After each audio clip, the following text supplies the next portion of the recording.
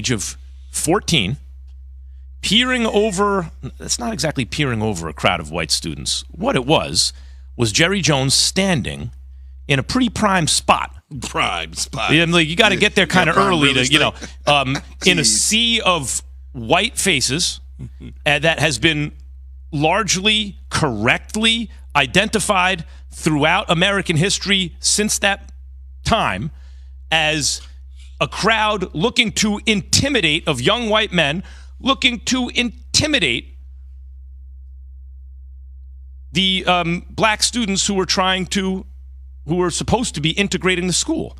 Because in Arkansas, in the South at that time, a ton of racist white people who didn't want integration, who wanted separate and unequal. Listen to LeBron James. Here he is talking about it. I was wondering why I haven't gotten a question from you guys about the Jerry Jones photo. But when the Kyrie thing was going on, you guys were quick to ask us questions about that. Okay. Hold on. And I don't even want you guys to say nothing. When I watched Kyrie talk and he says, I know who I am, but I want to keep the same energy when we're talking about my people and the things that we've been through. And that Jerry Jones photo is one of those moments that our people, black people, have been through in America. And I feel like as a black man, as a black athlete, as someone with power and a platform, when we do something wrong or something that people don't agree with, it's on every single tabloid, every single news coverage. It's on the bottom ticker. It's asked about every single day. But it seems like to me that the whole Jerry Jones situation photo, and I know it was years and years ago and we all make mistakes, I get it. But it seemed like it's just been buried under like, oh, it happened. Okay, we just move on. And I was just kind of disappointed that I haven't received that question from you guys. Appreciate it. So, the first thing he asks rhetorically is why he's asked about Kyrie. Something that jumps to mind is he's played with Kyrie. Kyrie plays basketball. This is about football, etc. However, the bigger point he's making, he just wanted to talk about it, Max. Right. But that was his way of getting into what he wanted to state. The bigger point he's making is true, which is we've rushed by it very quickly. And by the way, it's okay to say, that was a long time ago. People change. I agree with that. However, hold on. You say what you want. However, don't tell me I was curious. Right? Like, you got to own it. If Jerry Jones had come out and said, I've changed a lot. I'm a product of my environment like everyone is, and I've grown over the years, and I'm not proud of myself when I was 14, but I'm not 14 anymore, guys. I would respect that. I was curious doesn't cut mustard. Yeah, you're probably right. His choice of words to try to describe or explain why he was at that event at that point in time in 1957 probably, look, we're not stupid, okay? In 1957, he was in an environment, in a certain region, a section of the country that had a lot of racism, a lot of bigotry, all of those sort of things. We know that. And typically, in that situation, at that time period in this country, you are somewhat of a product of your environment.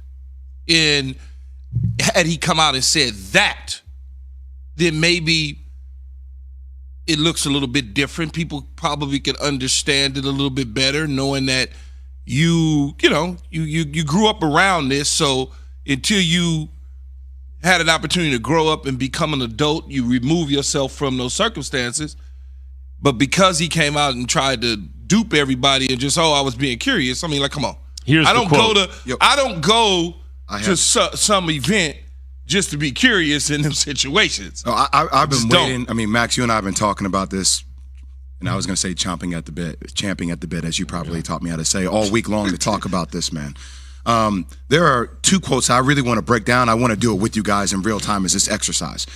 First quote that he said in response to it, I don't know that I or anybody anticipated or had a background of knowing what was involved. It was more of a curious thing. That was a quote that you had mentioned, Max. Second quote, nobody there had any idea, frankly, what was going on to take place. We didn't have all the last 70 years of reference. You didn't have a reference point there.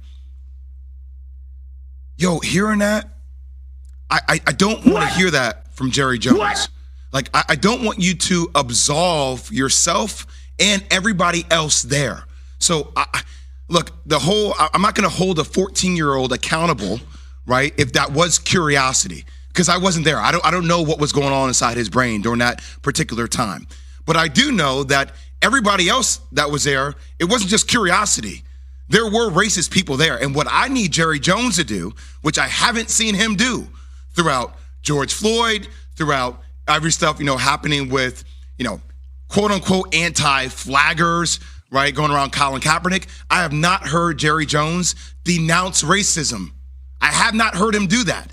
So when you have 50 years to think about this moment, or even had 3 days when you know this is coming, this article is coming out, first off, say, you know what, that moment was an ugly time in history. It was grotesque. It was monstrous. It was appalling. It should never happen. Don't lead with your first step being, well, it was a curious thing. Don't do that. Denounce it. Denounce it. And he hasn't done that, man. There are points in our history, because a lot of times there's ambiguity. People feel this way and they have a point of view, and the other people feel that way and they have a point of view. But there are moments in history where there's unambiguously, there's clearly and definitely the good guys and the bad guys, right? So, the Second World War, if the Nazis are coming, those are the bad guys. This is a moment in our history where black school children were trying to go to school, and there was an angry white mob outside of young men intimidating them. Those were the bad guys. Those were the bad guys. Jerry Jones stood with the bad guys unambiguously. So, again, he was 14. I agree with that guy. Like, I agree with the fact that's a long time ago. We must give people room to grow. Agreed. And he was a kid. But I 100% agree with what you said. Own it. Say, even if you are curious, you say, look, I was genuinely curious, but in retrospect, obviously, no, I could see where that would be intimidating. At least something like that, at the very least. But Max, even after George Floyd, you do not get to stand on the sidelines and just watch. Like, you can't at 80 years old be that 14-year-old kid who's poking his neck up to see what's going on.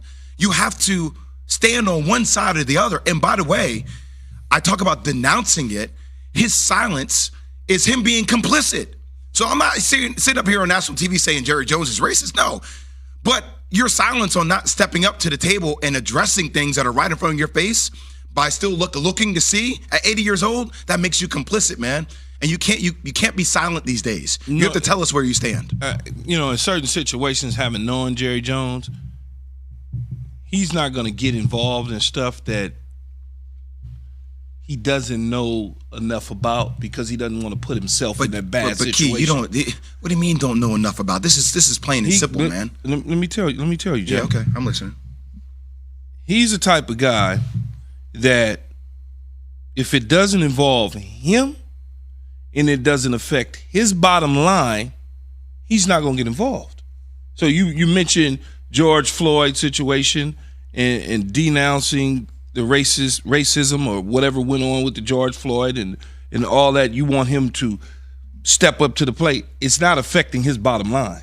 So therefore, he ain't getting involved. When you talk about Colin Kaepernick, that's a different situation, because guess what it did? It affected his bottom line. It affected his bottom line, or started to affect his bottom line. So therefore, he's going to do that. So what I'm trying to get you to understand is, should he do it? Of course. He's the most powerful owner in the league. But he's not going to do it because it doesn't affect his bottom line. May I try to encapsulate? I think what the conversation here is revolving around is, Key, you're saying it's not a matter of immoral or moral. It's a matter of amoral. Morality is not what central. And what Jay, it seems to me, is saying is, Nope, amoral is not an option. If you are amoral in a morality, in a situation where morality is central, then you are immoral. And you know, it's the Martin Luther King line. In the end, we will not remember the words of our enemies, but the silence of our friends. You can't be a friend and be quiet